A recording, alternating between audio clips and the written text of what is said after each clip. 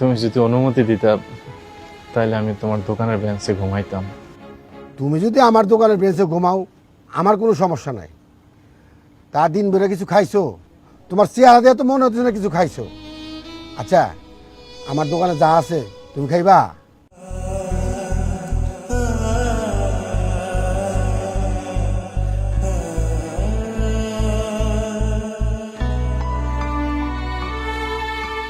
কাকা, কই থেকে সবুজ? বাড়ি থেকে এলাম। মনটা খারাপ? আরে কি হয়েছে আমার খুলে কও। কাকা, আজকে রাইতে যদি আমি তোমার দোকানের বেঞ্চে ঘুমাই, তোমার কোনো আপত্তি আছে? হায় হায়, এইটা তুমি কি করতেছো? তোমার বাড়ি আছে, ঘর আছে, সব কিছু আছে, ওইগুলো তো তুমি আমার দোকানের বেঞ্চে ঘুমাবে কেন? না কাকা, ভারী করতে কিছু নাই। ও বুঝছি, তোমার সৎ মা আর তোমার ভাই বাইর থেকে তোমার বাইর করে দিছে।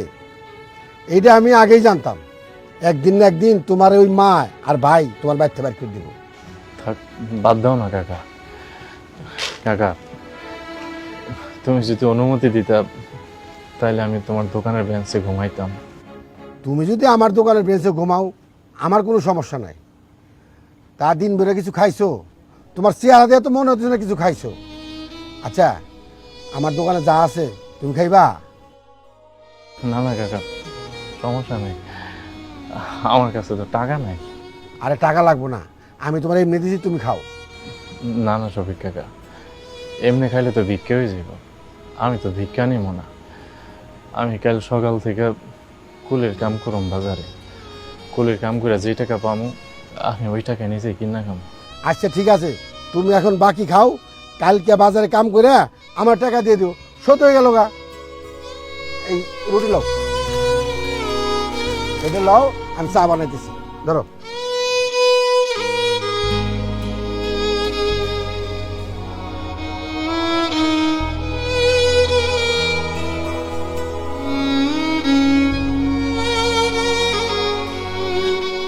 এলো চাটা লো।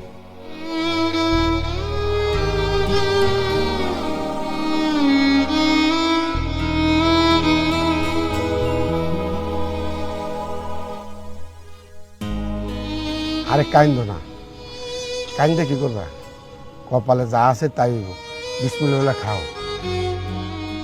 আরে কাইন্দ না তোর বাবা, খাও তো।